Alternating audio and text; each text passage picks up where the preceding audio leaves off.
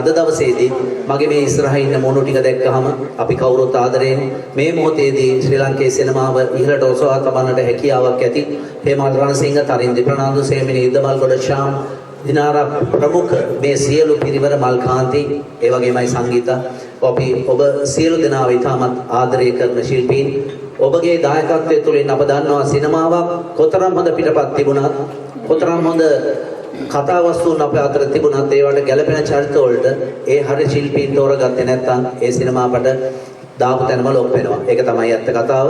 සහ ඒ කතාව අනුව තමයි ඒට ශිල්පීන් යොදා ගන්නට ඕනේ. අපිට අත්දැකීම් තිබෙනවා පසුගිය කාලයේදී අප කරපු සමහර චිත්‍රපටි දැක්කහම ඒ චිත්‍රපටි හදලා එළියට එනකොට කොච්චර හොඳ ශිල්පීන් හිටියත් හැබැයි අධ්‍යක්ෂකයාට වැඩ බැයි නම් චිත්‍රපටියේ වැටෙන අවස්ථාවන් බොහොමයක් තියෙනවා. ওই වටේ ඉන්න මොණු ටිකත් එක්ක එකතු වෙලා හොඳ නිර්මාණයක් කරන්න. එහෙමනම් ආරාධනා කරමින් අපි ඉස්සරලම් බලමු මේ හංගගෙන හිටපු කතාව මොකක්ද කියලා.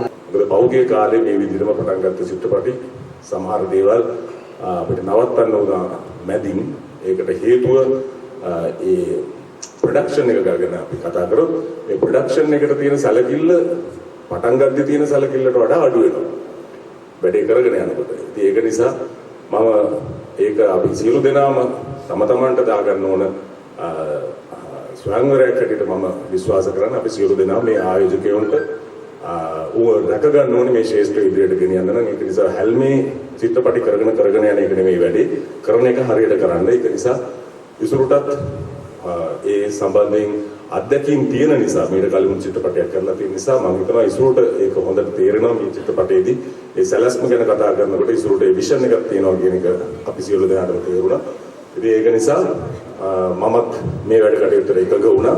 ඉතින් අපි බලමු මේ චිත්‍රපටය අපි අද දවසේ මේ බොහොම ලස්සනට පටන් ගන්න මේ කාර්යය මේ චිත්‍රපටයේ අවසානයේදීත් අපිට මේ විදිහට කතා කරන්න පුළුවන් නම් ප්‍රේක්ෂකයන්ට පෙන්වුවාට පස්සේ ප්‍රේක්ෂකයන්ගේ අපිට ඒ අසසුමම ලැබෙනවා නම් අපි සාර්ථකයි. මේ කොල්ලෙක් ගැන කතා කරොත් ඇත්තටම කොල්ලෙක් කියලා කියන්නේ ඩ්‍රාමා, රොමෑන්ස් ෂාන්රගේ කමර්ෂල් කොල්ලෙක්. ඉතින් මොකද මම කලින් එක ආර්ට් ෆිල්ම් එකක් මේක කමර්ෂල් එකක් මම ආසයි ඩිරෙක්ටර් කෙනෙක් විදිහට එකම ෂාන්රයකට කොටු වෙන්නේ නැතුව විවිධ විදිහේ නිර්මාණ කරන්න. ඉතින් එතකොට මේ ෆිල්ම් එක යන්නේ පවුලක් තුල තියෙන හිමිවීම සහ අහිමිවීම කියන කාරණාව මූලික කරගෙන විවිධාකාරයේ සුන්දර චරිත කීපයක් මගින් ලස්සන කතාවක් ඉදිරිපත් කරන එක. We are here because we have a great desire to see the film industry in our country improves and come to a huge prestigious level that can be in par with world cinema someday. And that is also my wish. And I live abroad for over 3 decades, but we always think about our country. This is our country. This is our mother country. And there's a saying that never forget your mom or your mother and the country that gave birth to you. So we uplift those motto, those concepts. Other reason why I am in this industry is that at this time, we have a kind of different administration ruling the country. And to my personal opinion, I cannot say anything about other people. And I think we have more opportunities now. And for example, I visit my country 2-3 times a year sometimes. I see huge amount of visitors coming to Sri Lanka. So there must be a reason. In the same way, this is our industry, movie industry. We need to uplift. We need to give credence to our professionals like Mr. Isuru Gunatilaka and all these distinguished actors and actresses. And I know Miss Madhuri, and she was the photographer in London when we casted the movie in 2024, correct? Sajivan? 2025, yes. So I'm very glad to see that he is taking the lead on photography here. And even though I mentioned or not, all these professionals, regardless of the category, I want to give my whole heart thank to you. Mama Tariq Fernando. ඉතින් අද මම මේ ඉන්නේ මම දායක වන අලුත්ම සිනමා නිර්මාණයේ මුහුරත් උත්සවයත් එක්ක. ඉතින් ගොඩාක් සතුටුයි, ගොඩාක් ආඩම්බරයි.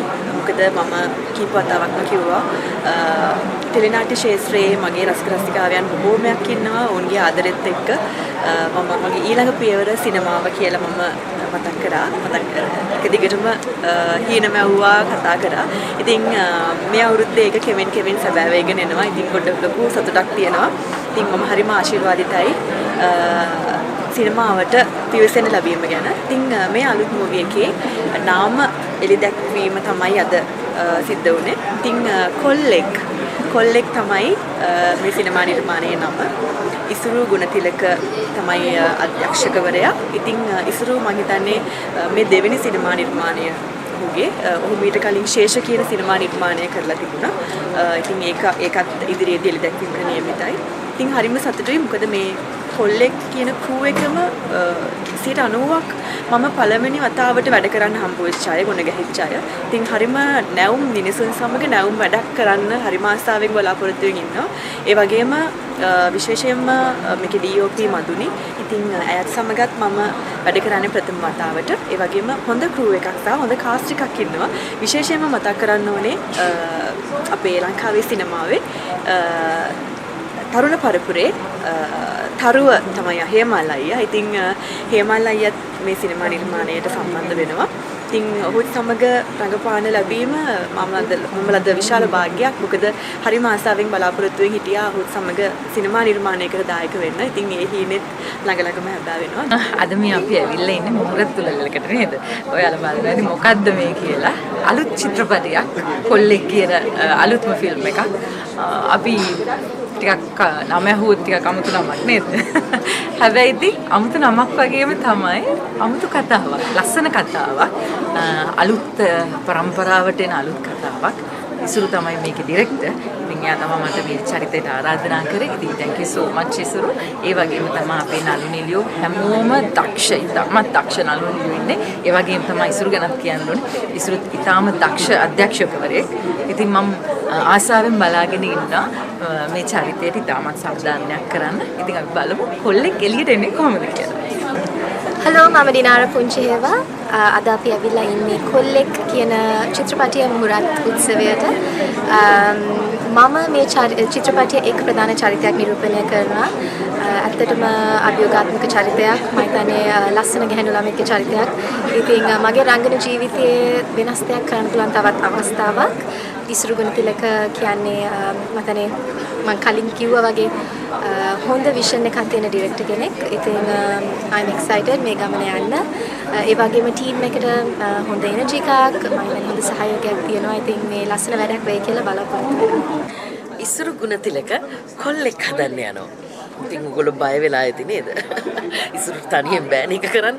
ඒකට ගොඩක් පිරිසගේ උදව් අවශ්‍යයි. ඉසුරු හදන්නේ